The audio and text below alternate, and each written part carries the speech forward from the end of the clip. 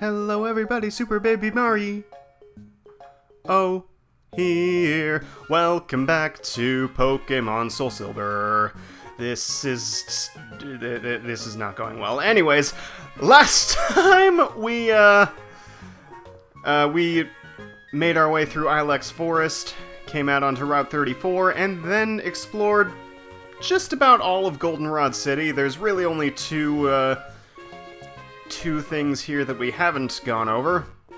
So we're gonna start today's episode with the Goldenrod City Game Corner. A safe and sound playground? I guess that's technically true, because there's no actual gambling that goes on here. It's impossible to actually lose your coins.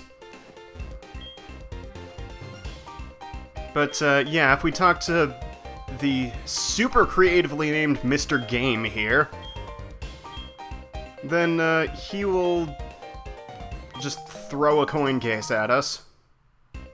You may have noticed that we didn't get the coin case in the Goldenrod underground tunnels. That's because it's been moved here, obviously. So, yeah, the Goldenrod Game Corner has been slightly downsized from its original version. And trust me, the Celadon one is exactly the same as this, I'm pretty sure. What is beeping outside, and why? Whatever. This game corner has exactly one game, and it does not cost any coins, which is a plus, I guess. This is Voltorb Flip. It's basically a weird mix between Minesweeper and Picross. Basically, the object of the game is to flip over as many tiles as you possibly can without flipping over a Voltorb. I don't know why it's called Voltorb Flip in that case, if the object is to not flip over any Voltorbs, but shush.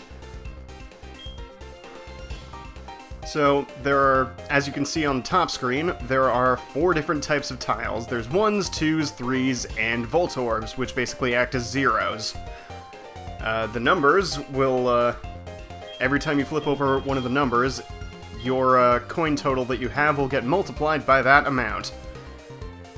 Obviously, the 1s do nothing in that case, since that'll just make your total stay the same. And like I said, the Voltorbs are zeros. They will multiply your score by 0, and you will just automatically lose. The game will also automatically end if you flip over all of the 2s and 3s that are on the board, because there's no point in you flipping over any more. So basically, at the end of every row and every column, I can't exactly highlight them, but you'll see that there are 2 numbers. The top number is the total number of all the points that are in that row or column, and the bottom number is obviously the number of Voltorbs that are in that row or column. So what you basically want to do is just make the safest flips you can, I guess. Shout out to safest flips. No, I don't know. To make sure you get a lot of points and not a lot of Voltorbs. Like that. There's a 3. So obviously, if there are no Voltorbs in a column or row, then you're free to flip all of them with absolutely no consequence.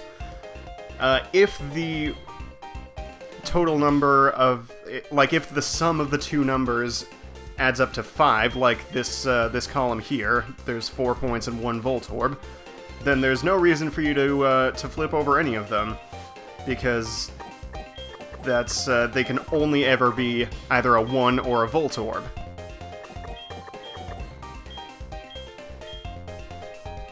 So yeah, those are safely ruled out. However, if you...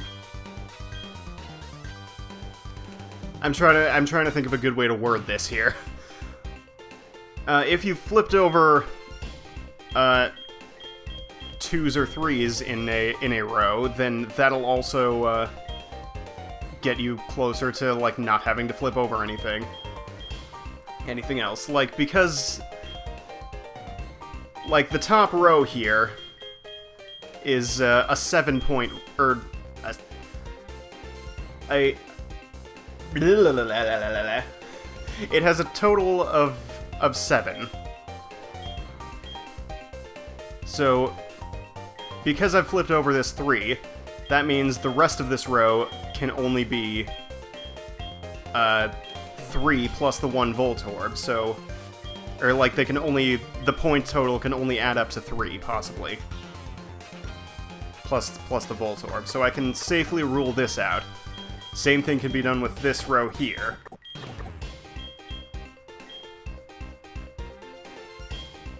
So, that leaves us with... Oh yeah, and this column can also go away. So that leaves me with 4 tiles to flip over. Or to potentially flip over. This is how rounds of Voltorb flip usually end up. You either have...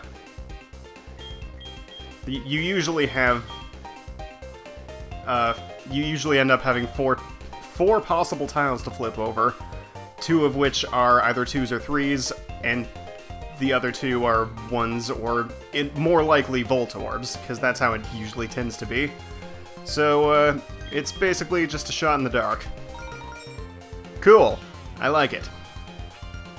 And that means that this is just a 2. Yay! We did a good. We got 36 coins. Want to know how many coins are needed to get some of the best prizes here? 10,000! However, we have now advanced to game level 2, in which there are more 2s and 3s on the board, but also more Voltorbs. What the hell is going on outside? What are these noises? There's just, like, metal screeching going on?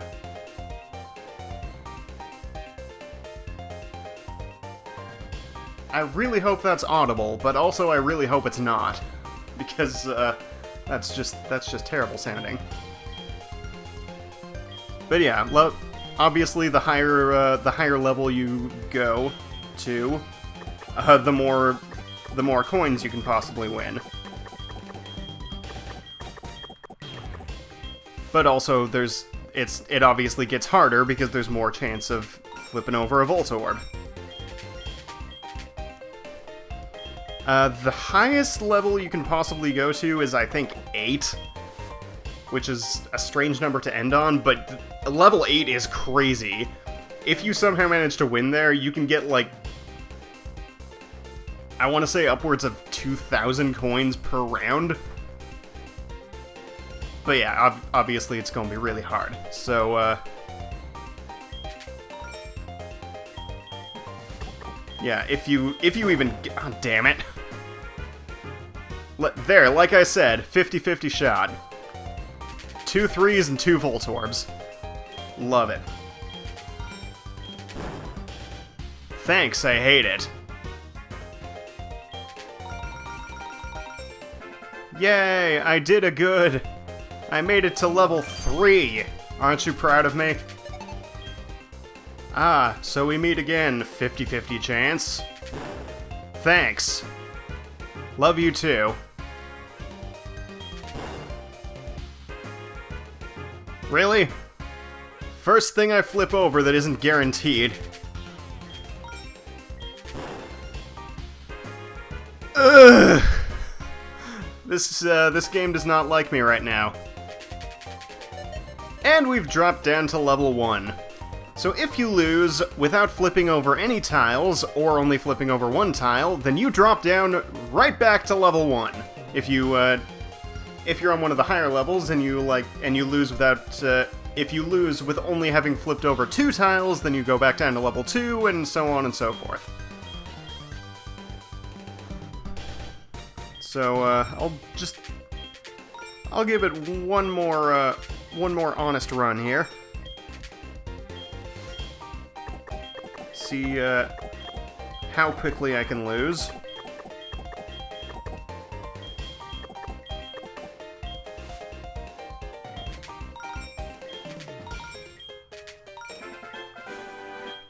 Well, I, beat level 1. Hooray! Well, I see we've gotten ourselves into another classic 50-50 scenario. My favorite. God damn it! Oh boy, level 5.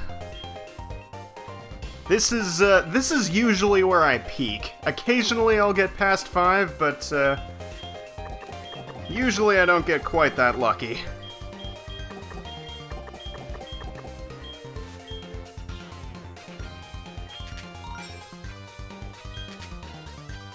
Okay, I'm not dropping straight to 1 after this, so that's good, I guess. So that's a 3 then. Cool.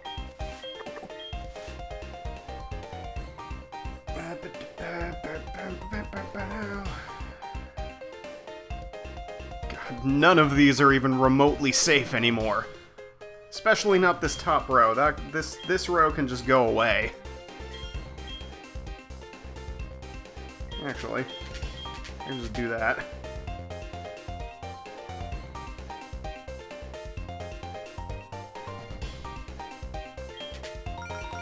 Yay! I did something. Oh, there was... Fart! Woohoo! Level 6, let's go! Wow! That's actually...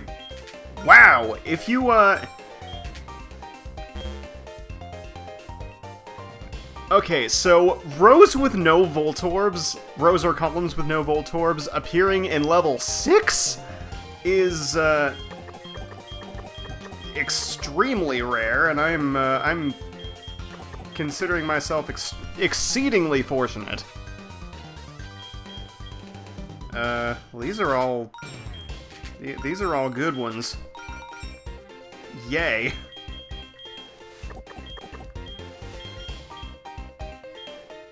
So...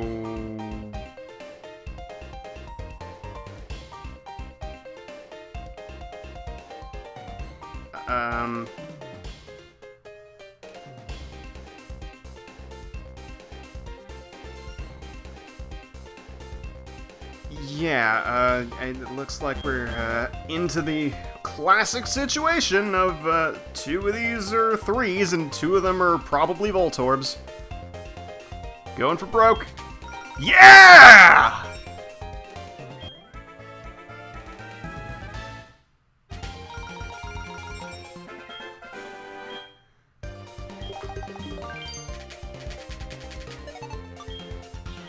Level 7!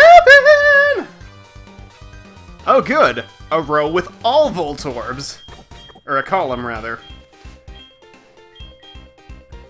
You may not think it, but, that can actually be exceedingly helpful. Especially if it intersects with a row with only 1 Voltorb, then you can be sure that that is the Voltorb in question, and you can just flip over all the other ones. Fuck! Oh, I knew that was gonna happen at some point. I knew it was good. Look at how many Voltorbs there are!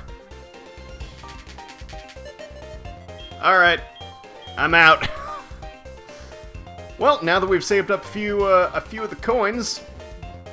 Yes, 2,000 is a few. Now that we've saved up a few coins, let's take a look at our fabulous prizes! Yeah, these are, don't get these Pokemon from the Game Corner. They're all available elsewhere. Yes, even Sandshrew in this game. Sandshrew and Ekans are no longer even sort of version exclusives. They're both available in a new area that was added that we'll get to eventually. No, the real prizes here are the TMs. 4,000 for Swords Dance. That's not bad. Then there's these guys. These are what you want. Flamethrower, Ice Beam, and Thunderbolt are 3 of the best moves in the entire series. So it stands to reason that they would cost an arm and a leg. But, yeah, this may be the only game in the series where these TMs are renewable, so, yeah, that's pretty good. Except for, obviously, like, Gens 5 through 7, where TMs are infinite use. But, then there's also held items. There's... These aren't really worth your time. The Silk Scarf is just a held item that increases normal-type moves, power, increases the power of normal-type moves. I honestly don't remember what these other three do. I want to say the Zoom Lens increases accuracy. The Metronome, I think, increases the power of a move if you, like, use it several times in succession. And I'm not sure about the Wide Lens. So let's look it up! The Wide Lens is the one that increases accuracy. The Zoom Lens also increases accuracy. Why are they different items, then? Oh, okay, so the Zoom Lens increases the holder's accuracy by 20% against targets that have already moved this turn. So if you put it on something that's really slow, then it'll be helpful. If you don't, then it won't. I was right about the Metronome, at least. So, yeah, that's cool. Anyways, let's get the heck on out of here, because we've got a gym to take care of. Yeah, don't think I've forgotten about that. I don't need to heal, what am I doing? I haven't gotten into any fights. Let's go! What's up, guy? So, this gym is, kind of different. It's still vaguely Clefairy-shaped. Kind of. If you look at it, if you squint while looking at it, like, directly from above. Oh, it's evolving! Woo!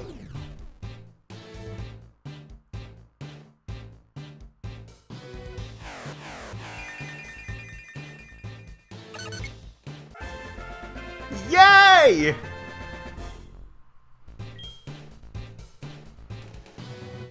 I mean, Omelette, you were already kind of good with extrasensory and whatnot, but now you can actually take a hit reliably, sort of, on the special side. Ish. Actually, no, your defense is actually higher than special defense, thanks to your nature. But I just realized how slow you are. Wow. But yeah, I was not expecting that for a while. So, yeah, we have a Togetic again now. Again. Yeah, let's just fight the rest of these here trainers. Took care of all the trainers in here. Now there's only one thing left to do. And that thing is to lose repeatedly against Whitney. Probably. Hi, I'm Whitney! Yeah, you sure are. Pray for my soul. So yeah, Whitney still sucks. Her Clefairy is still just as much of a non-issue as ever. I'll just throw leaves at it a couple times, and we'll be good. Okay, maybe 3 times. Yeah, you go ahead and mimic my leaf-throwing abilities. See how far that takes you against my team of things that resist grass types. Ow! Really? Really with the crit? That's just rude and uncalled for, and you're using a super potion on your Clefairy.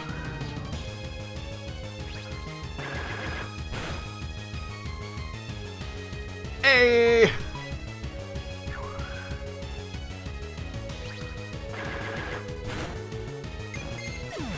Alright, so that's the easy part over and done with. Send in the cow!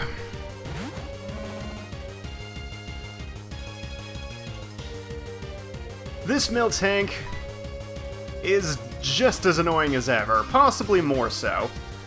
So, it still has rollout, but it doesn't really use it all that often. Or at least not as often as it used to. No, now it's all about the stomping and the milk drinking.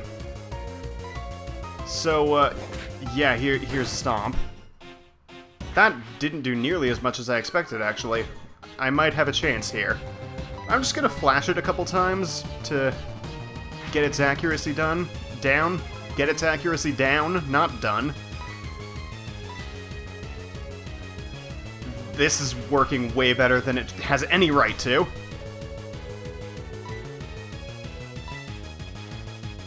As soon as I entered this gym, I was like, wait, shit, I didn't teach Geraldine Reflect. This was a poor choice. No, this is fine. I'll just synthesize. Ow.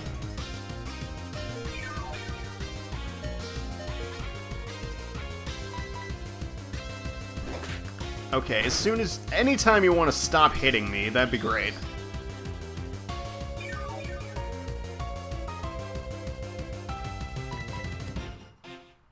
There we go, just like that. Now do that, like, several more times, and also don't drink your own milk. Please and thank you. Ow. Ah, you friggin'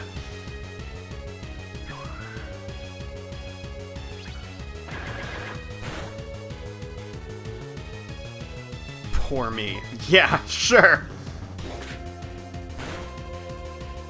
I feel so bad for you.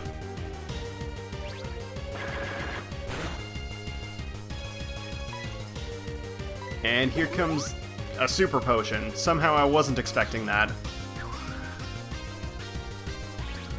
That's really annoying because that healed more than Milk Drink would've.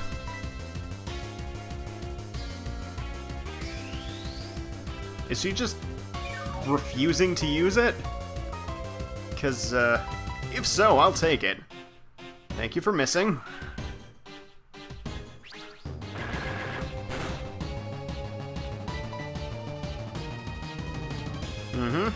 Yep, keep on trying to stomp on my dinosaur. The key word here being trying, apparently. Did I really just hype this all up for nothing? No, that's a flinch. That's what we want to not do.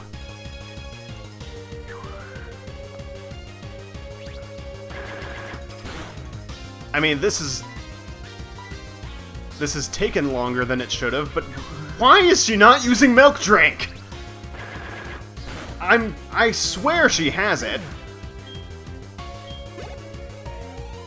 Okay. That was... I guess that could be considered a battle.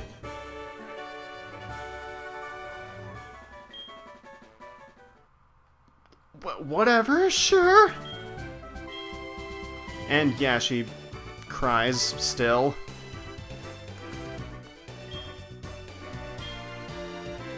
How often does that happen, really? Like, how often does she lose, honestly?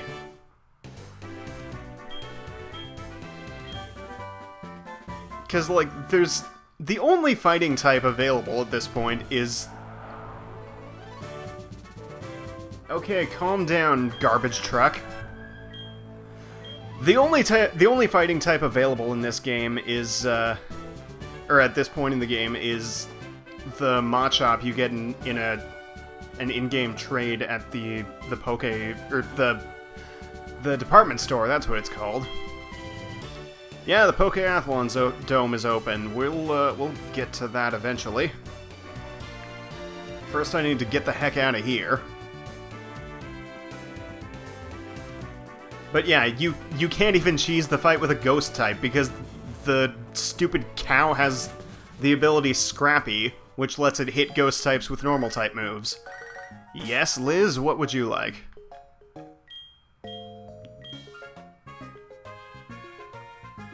Did she now? I don't know if she's actually talented or if she just chose a good Pokemon. Because she can't be that talented if she completely ignored her self-healing move. I looked it up, the Miltank did have Milk Drink. It also had Attract, but that was a non-issue because I was using a female Pokemon. And yeah, I guess we can... That was a fanfare that I've never heard before. Yeah, we can grab Kenya, and I just remembered that I forgot to grab the Squirt Bottle, so I'll go grab that as well. I just remembered I forgot to fight this person on Route 34, and she is important. If you register Picnicker Gina here in your Pokegear, then she will occasionally call you to tell you that she has found a Leaf Stone. So, yeah, if you're going for Pokedex completion, or you're just planning on raising a Bellsprout or an Oddish, then, or an Execute, then, yeah, you're gonna wanna get her number. Can I have your number? Can I have it? Yeah, no, I'm done with that now. Oh, and, over here, we've got Cameron the Photographer. I don't know if this is his first appearance, or if I've just missed him a few times in previous areas, but yeah, he'll just pop up in random places and, take pictures of you.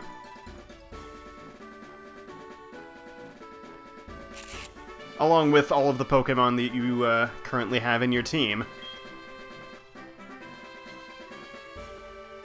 So yeah, that's a thing. It functions basically the same as the photo studio in the Goldenrod underground tunnels. In that it just sends a photo to your PC, like he just said. So I don't know why I'm repeating things. Never mind me. If you register Juggler Irwin in your Pokegear, he will stalk you relentlessly. If you don't, he'll probably still stalk you relentlessly, but he'll just be less open about it. So,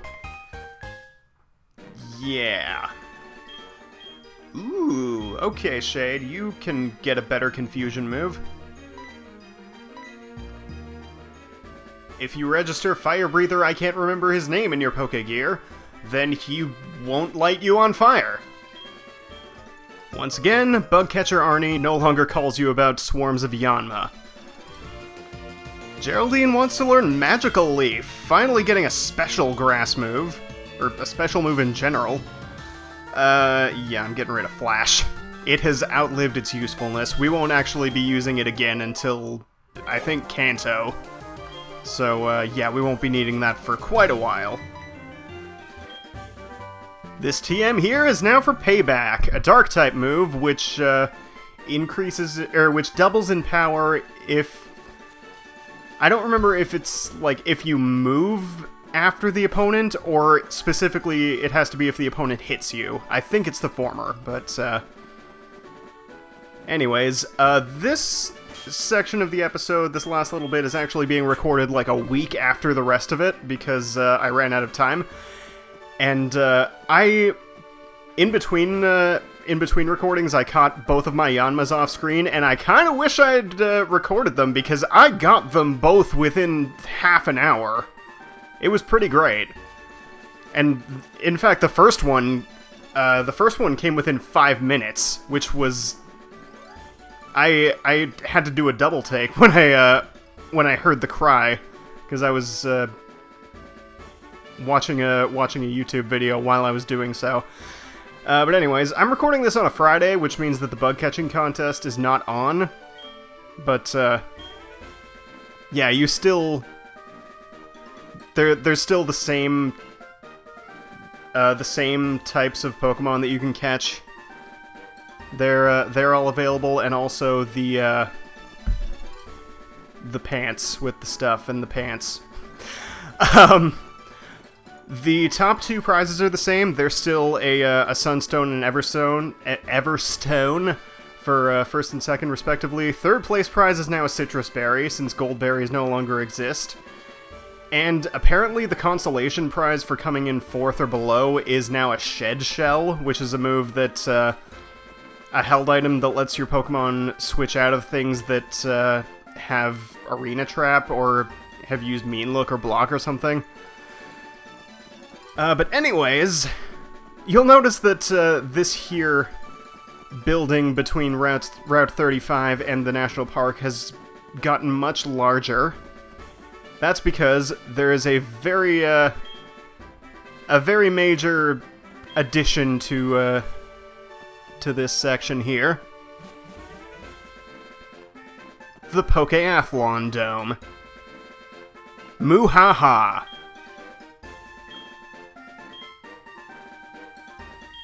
But are you really feeling it?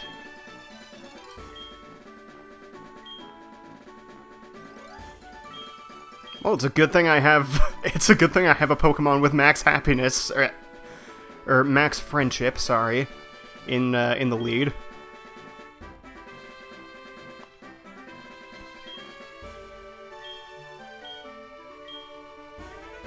Yeah, I'll be trying that eventually. I won't actually be fully covering the Hi, Poliwrath. I won't actually be fully covering Pokeathlon until I get my full team of 6 all together and stuff, and also fully evolved. That's probably important. But I will at least show some of the things you can get from here, like talking to this man. I think it's a man, at least. We get the Apra Blender, whatever you want to. However you want to pronounce it. And we can make Apra Juice.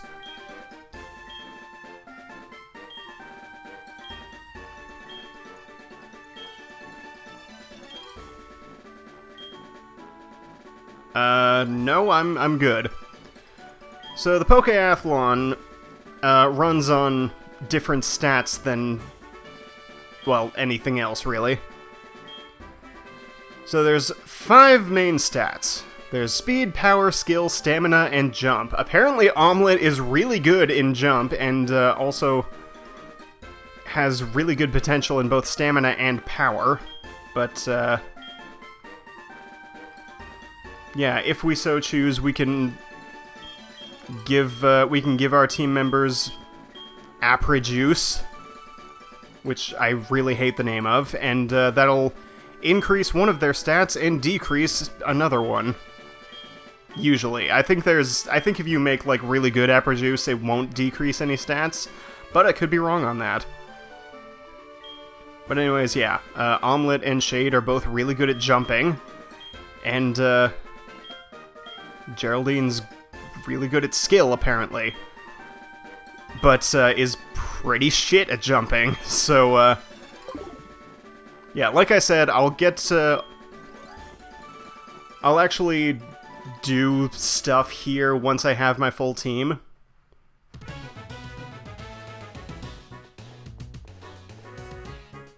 Loving this music, by the way. Over here is the Athlete Shop, where you can,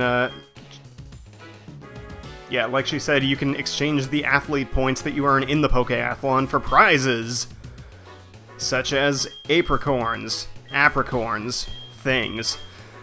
Also, evolution items. Usually there's some sort of evolutionary stone, but apparently today there isn't one. There's also nuggets, because apparently you're gonna need those. You don't really.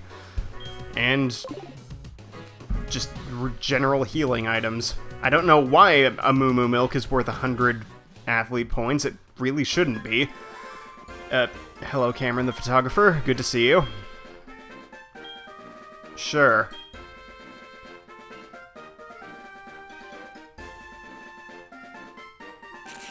I like how Kenya's being Mike Wazowski'd.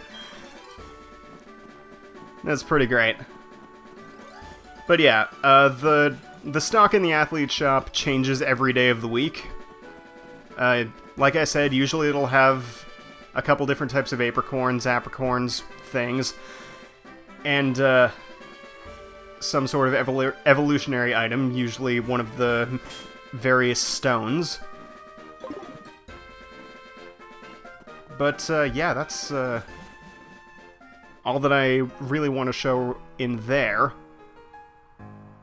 But I'm just going to go back in here so I can show you this gorgeous, gorgeous National Park remix.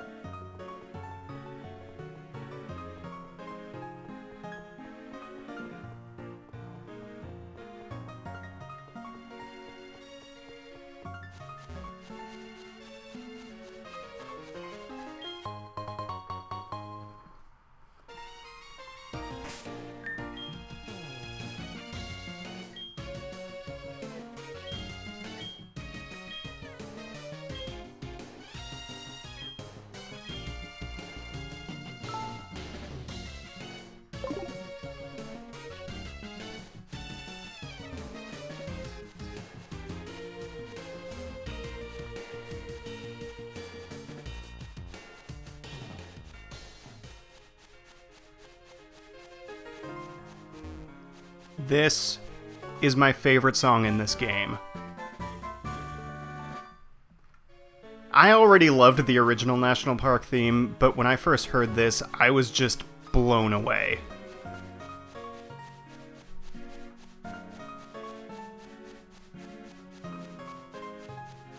Just that piano intro is just so incredible. The rest of the song is great too, don't get me wrong, but holy crap, I don't want to wheedle.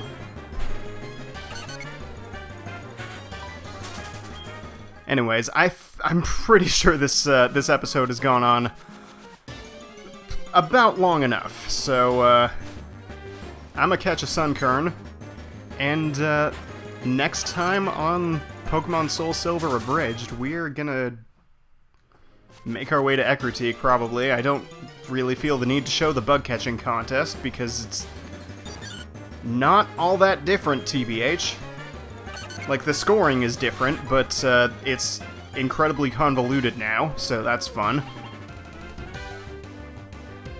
It's, like, partially based on IVs and stuff, which you have no way of knowing whether a Pokemon whether a Pokemon you're fighting has good IVs.